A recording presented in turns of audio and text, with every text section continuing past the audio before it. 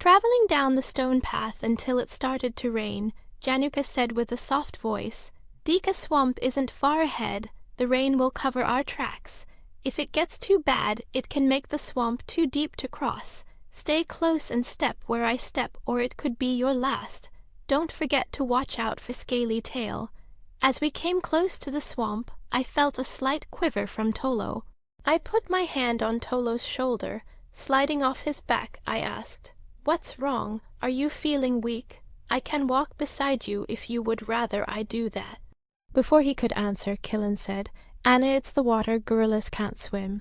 Oh, I thought to myself, hoping the rain wouldn't get any worse. We entered the swamp, which seemed to be safe enough, but nothing is as safe as one thinks. My grandmother used to say that when we would get hurt. We were walking along when the rain came down harder than ever. Januka yelled out over the rain's thundering sound, "Stay close. We have to get through quickly before we drown. Anna, get onto my back. It's too dangerous if Tolo were to fall." I quickly plowed through the deepening water and climbed onto Januka's back. There he took his wings and covered me. Inside the wings I was warm and cozy, but most of all, it was dry inside. I was so worried, but even more exhausted. I slowly began to drift off to sleep. Killen was doing the same for Lily with his wings. Unlike me, Lily didn't mind the water. When the swamp water began to rise, the water kept on rising till it was up to Tolo's shoulders. I woke up to being soaked down to the bone because Januka had started swimming. All in an instant we heard a terrible yell of pain. I looked back. It was Killen. We swam back to him to ask what was the matter. He simply said, "Nothing. I stepped on something sharp." "I'll be fine." Lily was awake now because of the yell. She leaned down and said in Killen's ear, "Are you sure you're okay?" He nodded to assure her everything was fine. We began walking again when the rain just suddenly stopped. The water drained down like water in a sink. We soon were standing on ground again. Januka told us not to move even a step unless we walked on something that wouldn't leave tracks. The closest thing we could see was a path made from moss.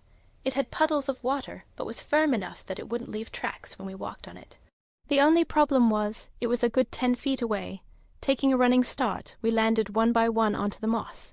Killen's wings were too wet to fly, so he too had to jump as well. He landed harder than any of us because he was the largest, even more than Tolo. I decided to give Januka a break from carrying me and walked beside him, talking to him, trying to get an idea of who he was.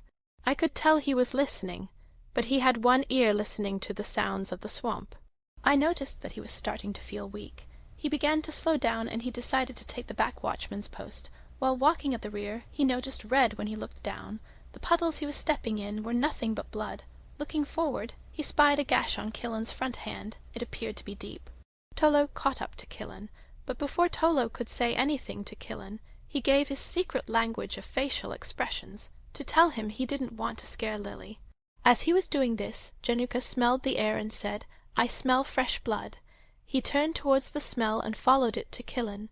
Januka commanded, "Killen, let me see that wound." Lily got off his back as soon as she could and began to look at the wound. Cocking his head back, Januka shook it, saying, "The wound doesn't seem to be too bad, but it's bleeding too much. Something's not right with this wound, and you're leaving a trail." Tolo said, "Wait here a minute." He dug up a small amount of moss and some muck. "Killen, this will hurt, but you must not make any noise. The Scaly Tail might be in listening distance." He took his mixture of muck and moss and shoved it deep into the wound. The bleeding stopped altogether, and Januka said, "I know it will be hard, but you can't limp on 3 legs. If anyone is following us, they might think we are slowing down. We can't have that against us." Killen took a deep breath and told Januka he understood. We weren't planning on staying in the swamp for the night, but Lily insisted that we find a place to sleep for the night. She seemed to care for Killen. She never thought herself above others, and that didn't change, even now.